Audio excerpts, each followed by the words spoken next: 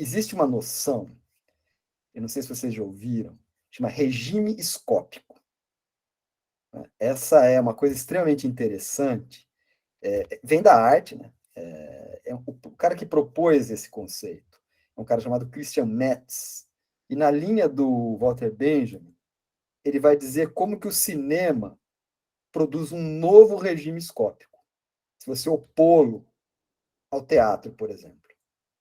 Né? Isso muda a pulsão do desejo, aquela coisa dos anos 70, 80, né? Muito Lacan e tal. Né? Mas o que é interessante? Esse conceito, uma vez estabelecido pelo sujeito chamado Christian Metz, ele foi desenvolvido por um historiador da cultura chamado Martin Jay, J-A-Y, né? Regimes escópicos da modernidade. E esse conceito iluminou muito do que o Virilio estava escrevendo. A grande referência do Derrida, as duas grandes referências são o Baudrillard e o Virilio. Né? Essas são as principais referências dele. O que esse Martin Jay vai dizer? Olha, eu quero ampliar essa ideia de regime escópico. O regime escópico, na verdade, ele está sempre. É uma forma de se ver o mundo e uma forma de se perceber o mundo. É como você produz imagens do mundo na cabeça das pessoas, imagens que são necessariamente coletivas, porque nós estamos falando de sociedade. Né? Elas estão plasmadas na arte, na técnica, na linguagem e nos dispositivos sociotécnicos. Tem vários, ele identifica 3 na modernidade, mas um que é decisivo, que ele vai chamar de perspectivismo cartesiano, que está na base dos estudos de vigilância. Quem realmente domina o tema vem por aí. O que é essa ideia? Primeira observação do Martin Jay. A modernidade essa palavra é feia, oculocêntrica. Ela tem o primado da visão e da perspectiva. Porque o Renascimento era isso, né? Era a perspectiva através do quadro, e a pintura vai ultrapassando a escultura e as outras formas de arte. Né? E a fotografia se desenvolve a partir da pintura. E o cinema da fotografia. Então, um pouco essa que é a ideia. Né? A modernidade é oculocêntrica.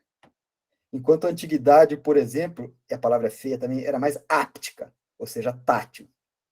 Né? Portanto, mais centrada na geometria euclidiana e na ideia de congruência.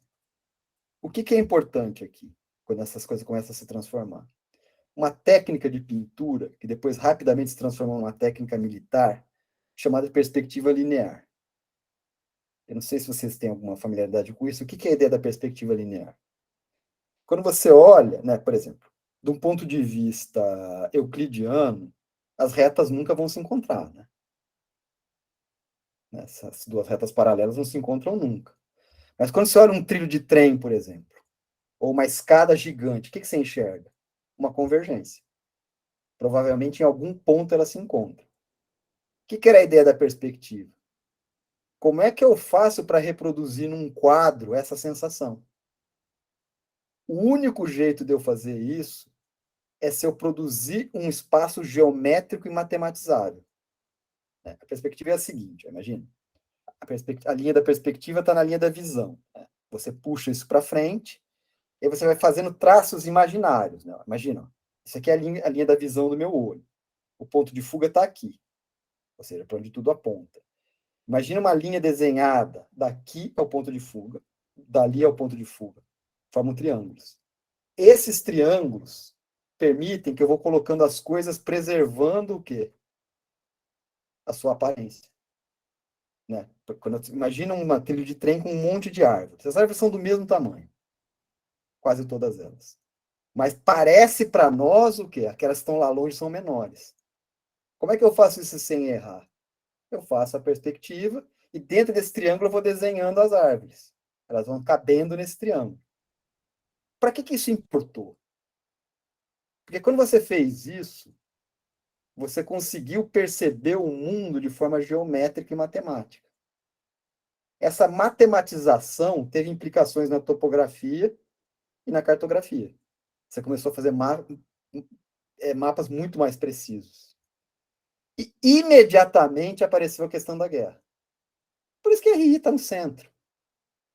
Quando você começa a fazer mapas mais precisos e começa a estimar a distância do inimigo, porque essa é a questão. Você vê ele pequenininho. Você faz as contas, você tem uma noção da distância que ele está. Isso foi colocando o quê? Uma forma. Né? Porque, na verdade, o que é perspectiva linear? É a ideia da perspectiva. Eu traduzo um espaço tridimensional numa superfície bidimensional, né? Que é uma tela, um mapa.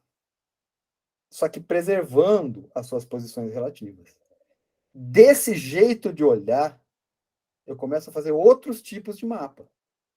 E eu começo a pensar as operações militares numa outra chave. Esse que sempre foi a questão. E por que o nome é perspectivismo cartesiano? É a centralidade da perspectiva, mas eu posso mudar as perspectivas. Eu começo a pensar numa perspectiva azimutal, que é a do drone. A teoria do drone vem daí. Da onde o drone olha? O drone olha de cima. Né? E do ponto de vista do azimuth.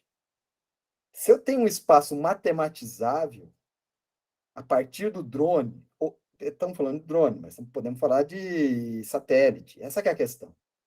É essa percepção que era impossível antes.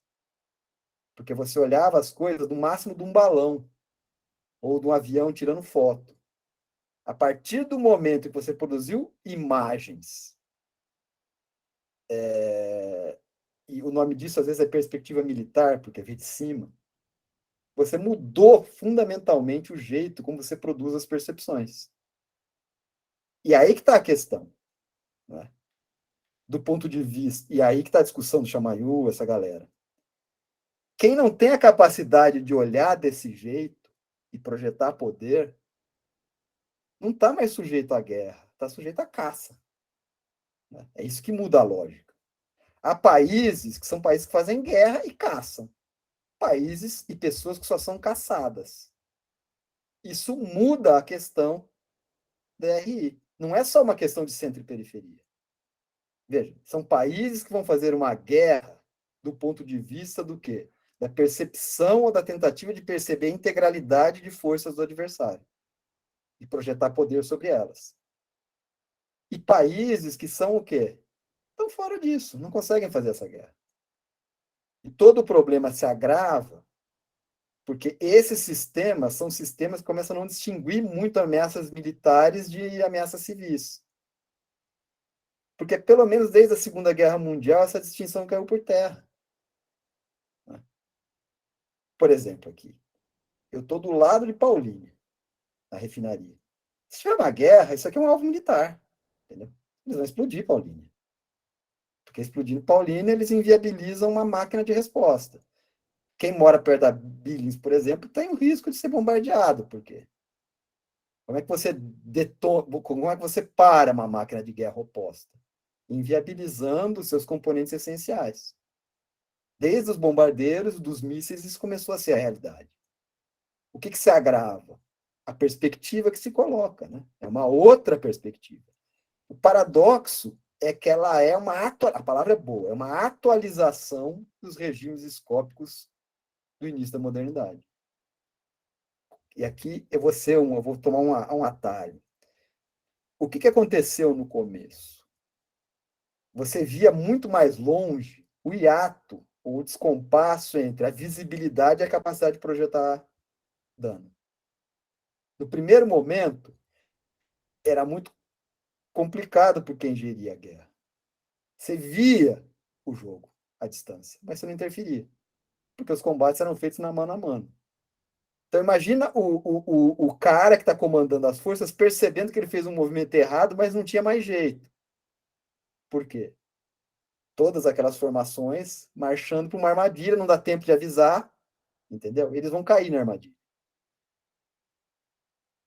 Toda a tendência sociotécnica foi em ampliar, portanto, o alcance dos armamentos, preservando a visibilidade. Tanto que isso se desenvolve primeiro com a artilharia. Né? E depois vai espalhando para os outros armamentos. Hoje, nós estamos num ponto de coincidência entre o quê? O espaço visual e a capacidade de lançar dano. Seja por míssil, por drone, tem várias formas. Ou seja, esse ato foi rompido, mas não para todo mundo. Não para todo mundo. Há países que têm que jogar no ocultamento. Por quê? Eles não têm essa capacidade de retaliação. Eles não têm essa mesma capacidade. O jogo deles é outro. O jogo deles é o da caça. A caça que tem que se esconder do caçador. Né? E essa passagem é muito rápida, tanto no Daredevil como no outro texto. Mas o que acontece? Se você está sendo caçado, o que você tem que fazer? O que a caça faz? Ela se mistura no meio. Por isso, né, quem desenvolve muito isso é um cara chamado Antoine Bousquet, no livro O Olho da Guerra. Eu já falei várias vezes sobre ele. Eu cito ele copiosamente. Né? É o cara que está fazendo a síntese de toda essa discussão, ao meu ver. Ele vai dizer o seguinte: veja, o que o caçado faz quando ele está num sistema de vigilância? Ele entende quais são os marcadores, ou seja, o que denuncia ele como uma ameaça potencial, e é o que ele faz. Oculta esses marcadores. Ou seja, ele se infiltra. E as táticas de infiltração são decisivas. O que gera uma paranoia. Né? Por quê? Aquele inimigo caracterizado, todo mundo está acostumado a ver. E um sujeito que de uma hora para outra explode tudo. Um americano que nunca saiu dos Estados Unidos, por exemplo. Mas ele secretamente estava sendo seduzido por extremistas, entre aspas, o cara vai lá e se explode na escola. Né?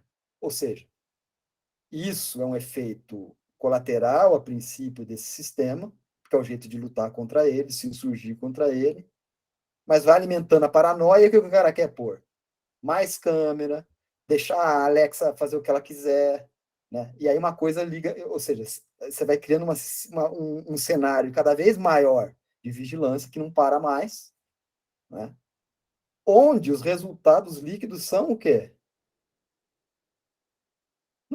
Não cessa a guerra, não cessa a insurgência.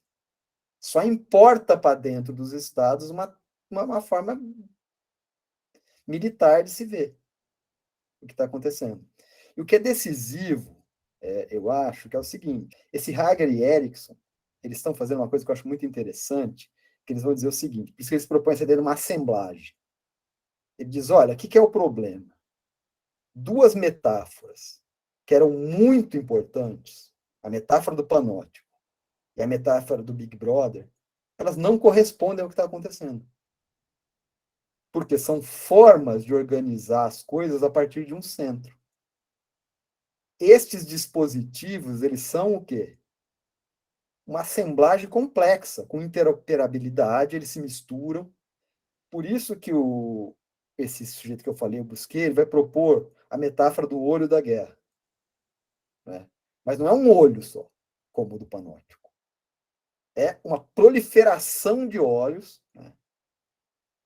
De forma rizomática, ele está copiando do Deleuze, e que vão formando esses dispositivos extremamente ramificados, né? Em concorrência, em cooperação, né? Que vão produzindo esse cenário de uma vigilância, mas é uma vigilância que ela tem nódulos, ela tem pontos centrais, a Google, o Departamento de Defesa dos Estados Unidos, tem nódulos. Algumas corporações de Israel, mas o que vai acontecendo é o quê? É uma coisa cada vez mais irradiada, né? Instável, né? E cheio, digamos assim, de possibilidades de transformações. Eu acho que se a gente olha desse jeito, a coisa fica mais interessante.